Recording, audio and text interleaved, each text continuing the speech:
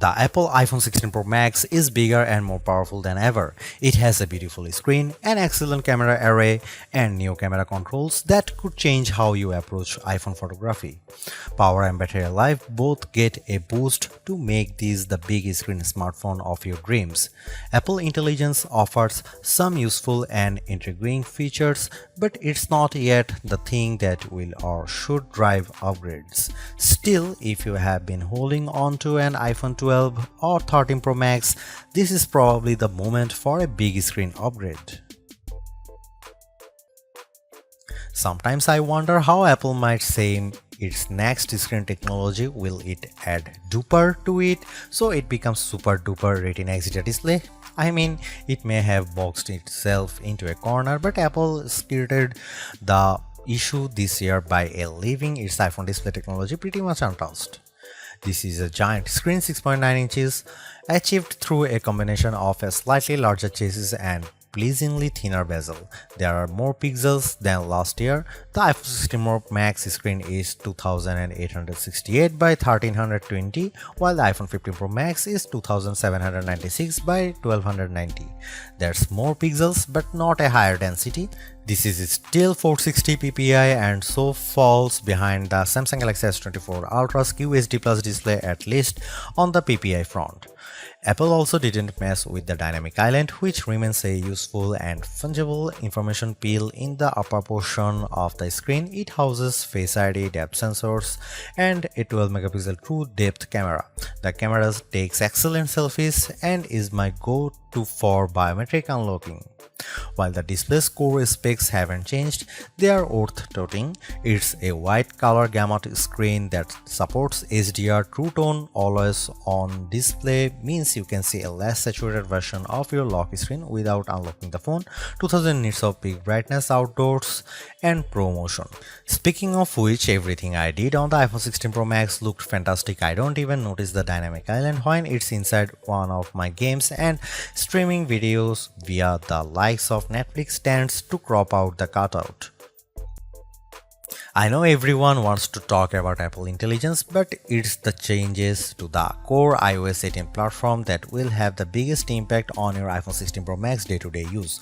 Photos, for instance, has gotten a huge overhaul, and one that I'm not entirely sure makes it better. It's the situation of who moved my cheese, as many of your core features may have shifted or been replaced. The Photos app now defaults to search and collections, which might throw people who are expecting to see their photo library. Still, if they get used to using search for some natural language queries that yield useful image results, they might be pleasantly surprised. The iOS interface is now more customizable, and if you want, you can leave spaces in your app grids. You still can't place an app icon in space that, say, straddles two spaces in the invisible grid, but I think people will appreciate this new level of flexibility. Apple seems a bit obsessed with summarization. Summaries exist in writing tools and in the new Safari, which has a slightly hidden highlights feature. Look for a tiny hamburger menu on the left side of the address bar. You can use that to turn it on, and it will take, for example, a lengthy New Yorker article about Ronald Reagan and condense the thousands of words into a paragraph summary. Impressive. So I worry that such a boil down might leave out important nonsense. There's even a new passwords app that consolidates and surfaces all the password feature Apple has previously hidden in features like keychain. Now you have an easy to access app to manage sometimes confusing password and security word. One of my favorite new iOS 18 features is Math Notes. Inside Notes, you can scribble any question, and when you put an equal sign at the end of it, Math Notes automatically solves it and writes the answer in what will look just like your own penmanship. It's a smart bit of machine learning. None of this is as sexy as Apple Intelligence, but this and the myriad of other changes coming with iOS 18 might be more readily practical than what you can currently do with Apple's AI efforts.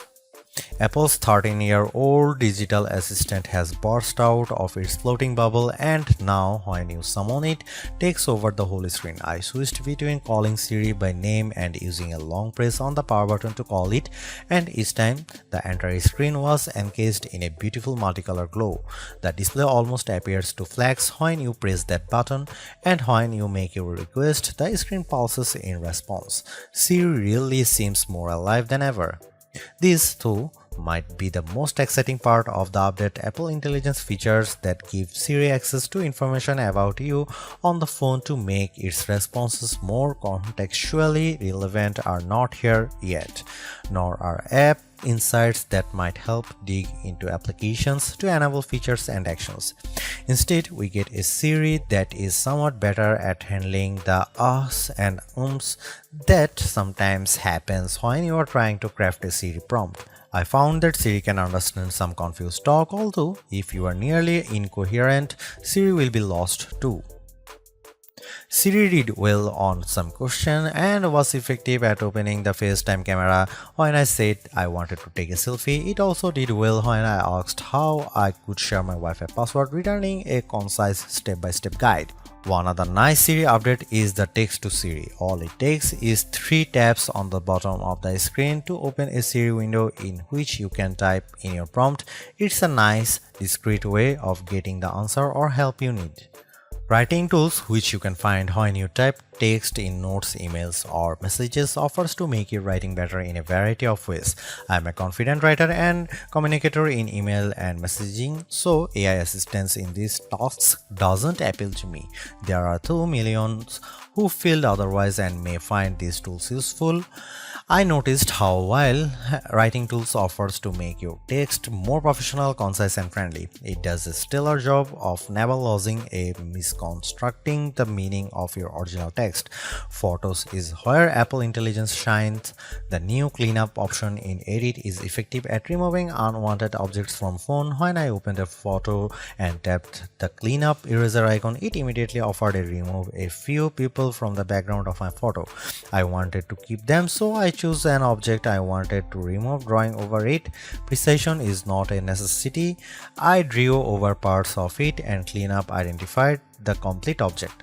When I took a picture of my wife at an outdoor restaurant, I noticed that you could still see all the cars parked behind her. I used cleanup to remove them one by one. It did a good job. In all, Apple Intelligence shows early promise, but compared Google Gemini and Galaxy AI, it seems a bit limited. Siri still doesn't have that open LLM feel where you could ask it almost any question or solve any problem. There is no AI image generation, not even the promised Gen emojis. It's still an English-only tool, and the promised third-party integration with ChatGPT and potentially Gemini have yet to materialize. It's a good effort, but this version of Apple Intelligence is not the one that will spark a billion upgrades.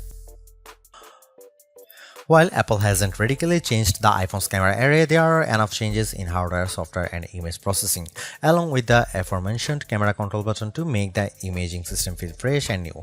On paper, we have just one notable megapixel upgrade, the 48-megapixel ultra-wide camera, which will not only improve wide-angle shots but has a measurable impact on macro quality.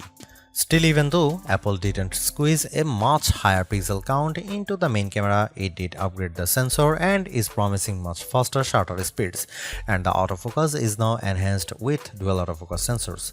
These are the kinds of incremental changes that should improve both the experience of using the quality delivered by the main camera sensor, but they are also hard to measure.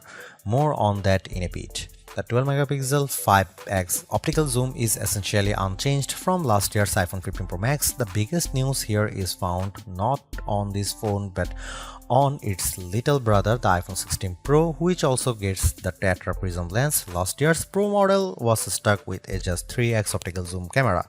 Similarly unchanged is the 12-megapixel FaceTime camera on the front. Here are some camera samples of iPhone 16 Pro Max.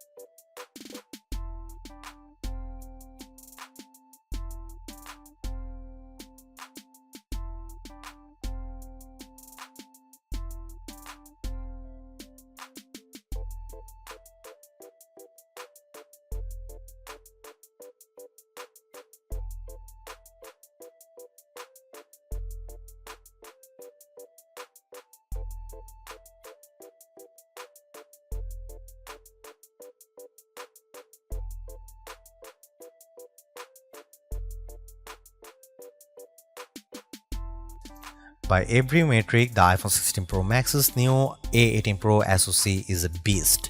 It outperforms the A17 Pro and Qualcomm's Snapdragon 8 Gen 3 in most benchmarks, while Apple isn't backing the CPU with as much memory as you might find in, for instance, a Google Pixel 9 or Samsung Galaxy S24 Ultra. The iPhone 16 Pro Max and its A18 Pro chip make good use of the 8GB it has.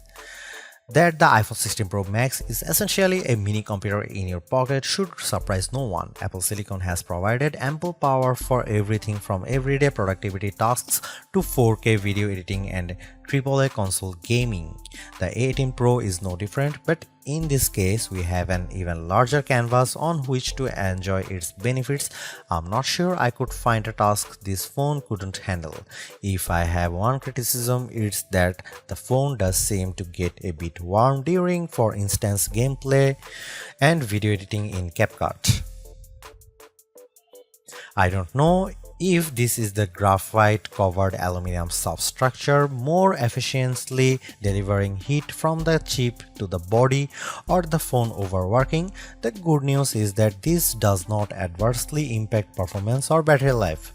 Call quality was good, and I am pleased to see that this is now a future-leaning platform with Wi-Fi 7 support. There's also Bluetooth 5.3 support and second-generation ultra-wideband. It helps in my Find My app, which I used when I purposely misplaced my new AirPods 4. In the US, the iPhone is now eSIM only, which I like, although some people miss the physical SIM card. I appreciate the ease of switching eSIMs from one phone to other and how easily the iPhone 16 Pro Max lets you switch between multiple eSIM numbers on the iPhone 16. The iPhone 16 Pro Max have everything we have come to expect in a year-over-year upgrade even without Apple Intelligence. The 6.9-inch iPhone 16 Pro Max have a slew of upgrades including a good battery life, outstanding photo and video chops and iOS 18. The iPhone 16 Pro Max are excellent phones worthy of a spot in your pocket if you can afford them.